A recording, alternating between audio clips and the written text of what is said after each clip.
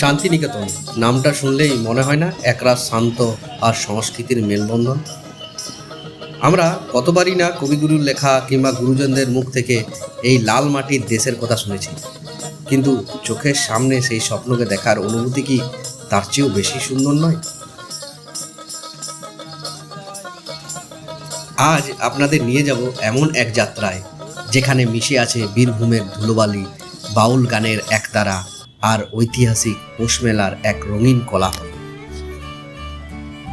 বাঁকুড়া থেকে শুরু হওয়া এই দৈর্ঘ্য পথ পেরিয়ে যান্ত্রিক শহরের ব্যস্ততা কাটিয়ে আমরা যখন অবশেষে কবিগুরুর সেই প্রাণের শান্তিনিকেতনে পৌঁছলাম, তখন চারিপাশের পরিবেশটা যেন এক অন্য গল্প বলছে।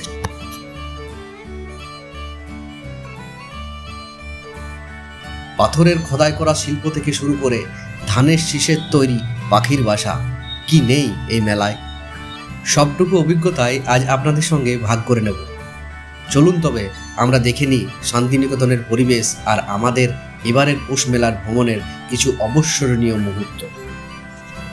আজকে আমাদের যাত্রা শুরু হচ্ছে মেজিয়া থেকে শান্তিনিকেতন বোলপুর পৌষ মেলা, আর এই যাত্রাতে আমরা লাল মাটির দেশে চলে যাব। এই মেলাতে আপনারা কিভাবে আসবেন আর আমরা কি কি দেখব, মেলাতে বিভিন্ন দৃশ্য আপনাদের কাছে তুলে ধরব, আপনাদেরকে সমস্ত কিছু ঘুরে দেখাবো। শান্তিনিকেতনের কথা আমরা কতবারই না শুনেছি। স্কুলের শিক্ষক শিক্ষিকা, বাড়ির গুরুজনদের কিংবা বন্ধুবান্ধব সবার মুখেই এর প্রশংসা। সিনেমা বা কবিগুরুর লেখাতেও বারবার উঠে এসেছে এখানকার অবারিত প্রকৃতি, অনন্য সংস্কৃতি আর শিক্ষার আবহের কথা। কিন্তু বাস্তব জীবনে শান্তিনিকেতনে যাওয়ার বা বিখ্যাত পৌষমেলা দেখার সৌভাগ্য আমার আগে কখনো হয়ে ওঠেনি। অবশেষে সেই বহু প্রতীক্ষিত সুযোগটি এলো। আমার স্কুল জীবনের প্রিয় বন্ধু শ্রীকান্ত আর পাড়ার বড় দাদা সুমেন্দাকে সঙ্গী নিয়ে রওনা হলাম লাল মাটির দেশ বীরভূমের পথে, যেখানে সগৌরবে দাঁড়িয়ে আছে কবিগুরুর স্বপ্নের শান্তিনিকেতন। কবি এই মাটিতে ঠিক কি খুঁজে পেয়েছিলেন, কেনই বা তার পুরো জীবন এখানে উৎসর্গ করেছিলেন, সেই অদৃশ্য আকর্ষণ আর অদম্য কৌতূহল নিয়ে আমাদের যাত্রা শুরু হলো। সকাল 10টায় আমরা বাঁকুড়া জেলার মেজিয়া থেকে যাত্রা শুরু করি। গন্তব্য শান্তিনিকেতন। আসানসোল, দুর্গাপুর, বর্ধমান NH রাস্তা হয়ে ইলামবাজার দিয়ে আমরা বোলপুর পৌঁছাবো। বাড়ি থেকে বেরোতেই পড়ে দামোদর নদ। প্রায় 1 কিলোমিটার দৈর্ঘ্য ব্রিজ পেরিয়ে আমরা প্রবেশ করলাম রানীগঞ্জ শহরে। রানীগঞ্জে পা দিতেই চারিদিকের দৃশ্যটা বদলে গেল। চারিদিকে মানুষের ভিড়, গাড়ির হর্ন, শব্দ আর হকারদের হাঁকডাক, সবে মিলে এক চূড়ান্ত ব্যস্ততা। কেউ অফিস যাওয়ার তাড়ায় দ্রুত পা চালাচ্ছে, কেউ বা বাজারের থলে হাতে ভিড় সামলাতে পথ চলছে। রাস্তার দুপাশে সারিবদ্ধ দোকানপাট আর যানজটের দৈর্ঘ্য সারি শহরাঞ্চলের রূপটাকে আরো প্রকট করে তোলে। এই যান্ত্রিক কোলাহলের মধ্যে জীবনের এক অন্যরকম ছন্দ বয়ে চলে, যা আমাদের শান্ত গ্রামের পরিবেশ থেকে একদমই আলাদা। ব্যস্ত শহর রানীগঞ্জ পেরিয়ে আমরা 4 লেনের চওড়া জাতীয় সড়কে উঠলাম। দুধারে গাড়ির দৈর্ঘ্য লাইন সামলে আমরা এগিয়ে চললাম অন্ডাল, দুর্গাপুর, মুচিপাড়া আর পানাগড়ের টোল ট্যাক্স পেরিয়ে। এরপর কাঁকসা বা দার্জিলিং মোড় হয়ে আমরা ইলামবাজারের রাস্তায় ঢুকে পড়লাম। রাস্তার ধারেই স্থানীয় কৃষকরা সাজিয়ে বসেছেন টাটকা শাকসবজির পসরা। মাটির সোদা গন্ধে লেগে থাকা বেগুন, লাল টকটকে লঙ্কা আর টাটকা পালং শাকের সেই ছোট ছোট দোকানগুলো জানান দিচ্ছে বাংলার উর্বর মাটি আর পরিশ্রমিক কৃষকদের কথা। ইলামবাজার পার হতেই আমরা প্রবেশ করলাম বিখ্যাত চৌপাহাড়ির জঙ্গলে। রাস্তার দুই পাশের পরিবেশ মুহূর্তের মধ্যে মোহময় হয়ে উঠল। রাস্তার দুই পাশে যেন পাহাড়াদারের মতো দাঁড়িয়ে আছে আকাশ ছোঁয়া ঘন শাল গাছের অরণ্য। রোদের ঝিলিক শালপাতার ফাঁক দিয়ে মাটিতে আলপনা তৈরি করছে। অনেক নির্জনতা আর পাখির ডাক মিলেমিশে এক মায়াবী পরিবেশের সৃষ্টি হয়েছে। ঝরা পাতার মচমচে শব্দ আর বনফুলের হালকা গন্ধ আমাদের যাত্রার সমস্ত ক্লান্তি এক নিমেষে ভুলিয়ে দিল। মনে হচ্ছিল এই অরণ্যের পথ যেন শেষ না হয়। শালবন পেরিয়ে আমরা অবশেষে শান্তিনিকেতনে পৌঁছালাম। পৌষ মেলার সময় হওয়ায় রাস্তাঘাটে প্রচণ্ড ভিড় আর ট্রাফিক জ্যাম। প্রায় 1 ঘন্টা জ্যামে আটকে থাকার পর অবশেষে আমরা পৌঁছালাম শান্তিনিকেতনের মিউজিয়াম মাঠে। লাল মাটির স্পর্শ পেতেই মনটা এক অনাবিল আনন্দে ভরে উঠল। শান্তিনিকেতনের পৌষ মেলা মানেই জনসমুদ্র। দেশ বিদেশ থেকে বহু পর্যটক এখানে আসেন বলে ভিড় সামলানোর জন্য কার পার্কিংয়ের সুব্যবস্থা ছিল। বিশ্বভারতী নিজের কার পার্কিং এলাকাতেই আমাদের সৌমেনদার গাড়িটা রাখলাম। পার্কিং ফি হিসাবে আমাদের 200 টাকা গুনতে হলো। গাড়ি রেখে আমরা এগিয়ে চললাম রবীন্দ্রনাথ ঠাকুরের স্মৃতি বিজড়িত মিউজিয়াম বা রবীন্দ্র ভবনের দিকে। মিউজিয়ামে ঢোকার জন্য প্রত্যেককেই টিকিট কাটতে হয়। ছাত্রছাত্রীদের জন্য টিকিটের দাম 10 টাকা হলেও 18 বছরের ঊর্ধ্বে সবারই জন্য 30 টাকা। আমরা জনপ্রতি 30 টাকা দিয়ে টিকিট কেটে ভিতরে প্রবেশ করলাম।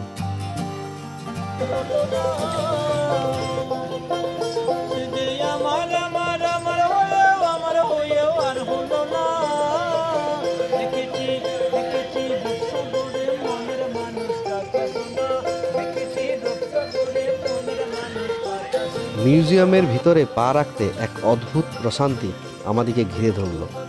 দেখলাম খোলা আকাশের নিচে একজন বাউল শিল্পী তার বাদ্যযন্ত্র নিয়ে আপন মনেই গেয়ে চলেছেন রবীন্দ্রনাথের সেই কালজয়ী গান, দেখেছি রূপসাগরে মনের মানুষ কাঁচা সোনা। একতারা সেই মিষ্টি সুর আর মাটির গানে মনে হচ্ছিল আমরা যেন যান্ত্রিক সময় থেকে বহু দূরে কোনো এক মায়াবী জগতে পৌঁছে গেছি। কবির সৃষ্টি আর বাউল গানের কণ্ঠে মিলেমিশে শান্তিনিকেতনের আসল রূপ যেন এখানেই খুঁজে পেলাম। মনে হচ্ছিল আমরা যেন সেই পুরনো গ্রাম বাংলার দিনগুলোতে ফিরে গেছি। জীবনের যাবতীয় দুশ্চিন্তা আর বাস্তবতা মুছে গিয়ে এক অদ্ভুত একাকিত্ব আর প্রশান্তি আমায় ঘিরে আচ্ছন্ন করে ফেলল।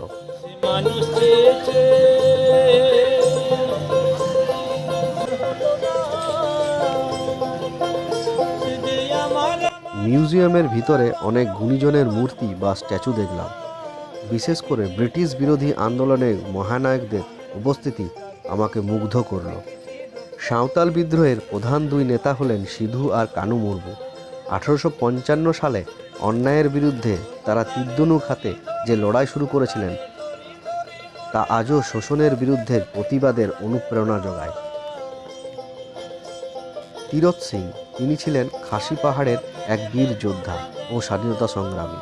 ইংরেজদের আধিপত্যের বিস্তারের বিরুদ্ধে তিনি অসীম সাহসের সাথে লড়াই করেছিলেন। লক্ষণ নায়ক, উড়িষ্যার এক আদিবাসী নেতা ও স্বাধীনতা সংগ্রামের এক বীর সৈনিক। অহিংসা আর সাহসের প্রতীক হিসাবে তিনি পরিচিত ছিলেন। মিউজিয়ামের ভেতরে আরও একটা দৃশ্য দেখে মনটা ভরে গেল। মাদলের ধামধাম শব্দে দেখলাম একদল সাঁওতালি মহিলা তাদের ঐতিহ্যবাহী পোশাকে নৃত্য করছেন। সবথেকে ভালো লাগলো এটা দেখে যে তাদের সাথে পা মিলিয়েছেন অনেক দূর দূরান্ত থেকে আসা প্রবাসী মহিলারাও। জাতি, ধর্ম, বর্ণ নির্বিশেষে সবাই যেন এক গানের ছন্দেই এক হয়ে মিলেমিশে গেছেন। সংস্কৃতির এই মেলবন্ধনই তো শান্তিনিকেতনের আসল সৌন্দর্য।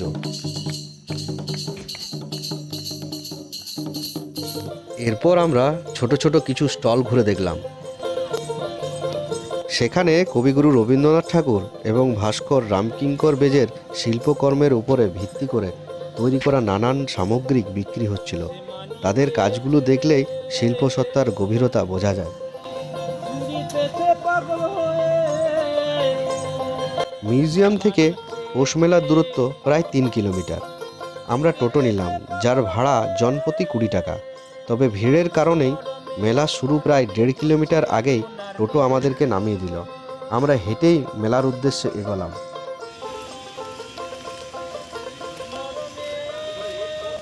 এখন আমরা মেলার প্রাঙ্গণ দিকে হেঁটে যাচ্ছি। এখান থেকে প্রায় 1.5 কিলোমিটার মেলার প্রাঙ্গণ। আর প্রথমে তো আমরা টোটো করে এলাম। টোটো করে আসার পরে বললো যে মেলার প্রাঙ্গণের কাছেই পৌঁছে দেবো, কিন্তু টোটো থেকে নেমে পুলিশ দাদাকে একটা জিজ্ঞেস করলাম। ওনারা বললো যে এখনও পর্যন্ত 1.3 কিলোমিটার হাঁটতে হবে, তারপরে আমরা মেলার প্রাঙ্গণে পৌঁছাতে পারবো। মেলার পথে এগোতেই আমাদের চোখে পড়ল ঐতিহ্যবাহী নাট্যঘর। ভবনটি দেখা মাত্রই মনে এক অদ্ভুত নস্টালজিয়া জেগে উঠল। শান্তিনিকেতনের শিল্পচর্চার এক অবিচ্ছেদ্য অংশ হলো এই নাট্যঘর। কবিগুরু রবীন্দ্রনাথ ঠাকুরের উপস্থিতিতে এখানে কত নাটক অভিনীত হয়েছে, কত গান ও নৃত্য চর্চা হয়েছে তার কোনো এওয়াত্তা নেই। এখানকার দেওয়ালে আর প্রতিটি কোণে আজও যেন কবিগুরুর সৃজনশীলতা স্মৃতি লুকিয়ে আছে। শান্তিনিকেতনের আশ্রমিকদের কাছে এটা কেবল একটা ভবন নয়, বরং প্রাণের মিলনস্থল। সকাল থেকে পেট ভরে খাওয়া হয়নি বলে রাস্তার ধারে সুন্দর ডাসা পেয়ারা দেখে লোভ সামলাতে পারলাম না, তাই আমরা 1 প্লেট করে ডাসা পেয়ারা নিয়ে নিলাম। বন্ধুদের সঙ্গে পেয়ারা খেতে খেতে মেলার পথের দিকে এগালাম। পেয়ারা এখনো পেট খালি, কিন্তু পেয়ারা খাচ্ছি।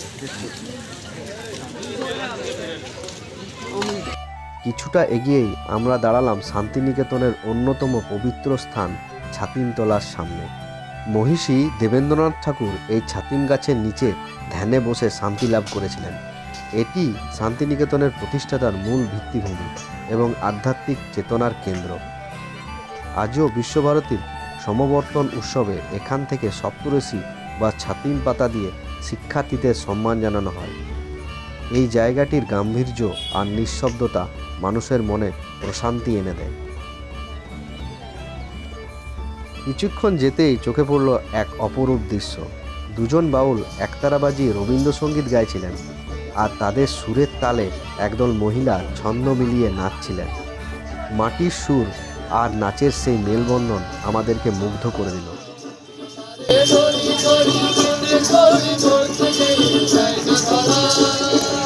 এরপর আমাদের চোখে পড়ল শতাব্দী প্রাচীন সেই বিশাল বটবৃক্ষ। শান্তিনিকেতনের ইতিহাসে এক নীরব সাক্ষী হয়ে দাঁড়িয়ে আছেন এই বিশাল বটবৃক্ষ। এর ঝুড়িগুলি মাটির ভিতরে গেঁথে গিয়ে যেন প্রকৃতির এক মজবুত স্থাপত্য তৈরি করেছে। এই ছায়াশীতল গাছটির নিচে এসে দাঁড়ালে মনে হয় যেন এক প্রাচীন ঋষির আশ্রয়ে এসেছি। পেয়ারা খাবার পরও পেটে তখন বেশ খিদে। রাস্তার ধারের একটা দোকানে ভেজ পোলাও আর আলুর দম খেয়ে নিলাম। প্রতি প্লেট 120 টাকা করে গুনতে হলো। সত্যি বলতে খাবারটা একদমই সুস্বাদু ছিল না। সেই বিস্বাদ খাবারের অভিজ্ঞতার সঙ্গে নিয়ে আরও কিছুটা হেঁটে আমরা প্রবেশ করলাম স্বপ্নের পৌষ মেলায়।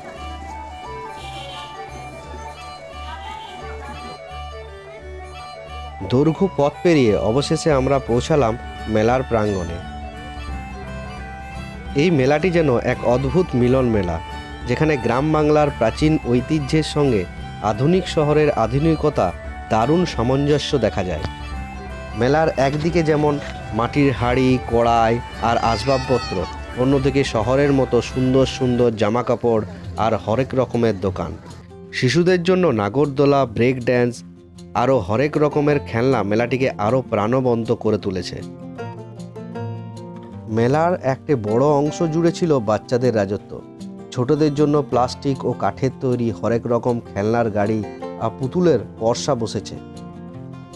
চারিদিকে শিশুদের হাসি আর খুশিতে মেলা যেন প্রাণ ফিরে পেয়েছে। আকাশ ছোঁয়া নাগরদোলা, রোমাঞ্চকর ব্রেক ড্যান্স আর ছোটদের দোলনা, এই হই হুল্লোড় আর আনন্দের শব্দে মেলার আকাশ বাতাস মুখরিত হয়ে উঠেছে। ঘুরতে ঘুরতে ক্লান্ত হয়ে গেলে খাবারের অভাব নেই। মেলার চারিদিকে বসানো হয়েছে হরেক রকমের খাবারের দোকান। জিলিপি, গজা, পাটিসাপটার মতো সাবেকি মিষ্টির পাশাপাশি রয়েছে আধুনিক ফাস্টফুডও। খাবারের সুগন্ধে মেলার পরিবেশ যেন আরও মায়াবী হয়ে উঠেছিল। মেলার একটি বিশেষ দিক হলো এখানকার হস্তশিল্প। পাথরের তৈরি বাটি, থালা, জাতা, শিলনোড়া থেকে শুরু করে মাটির পুতুল, কাঠ ও বাঁশের তৈরি নানান সামগ্রী। আমি অবাক হয়ে দেখছিলাম মহিলারা কিভাবে পরম যত্নে বাঁশের ঝুড়ি ও ডালা তৈরি করছেন। কথায় কথায় জানতে পারলাম তারা হুগলি থেকে এসেছেন। শুধু পশ্চিমবঙ্গ নয়, দেশের বিভিন্ন প্রান্ত থেকে বিক্রেতারা এখানে পসরা সাজিয়ে বসেছেন। শান্তিনিকেতনের বিখ্যাত ব্যাগ, নকশা করা চাদর আর কারুকার্য করা চাটাই সবই যেন এক একটি শিল্প।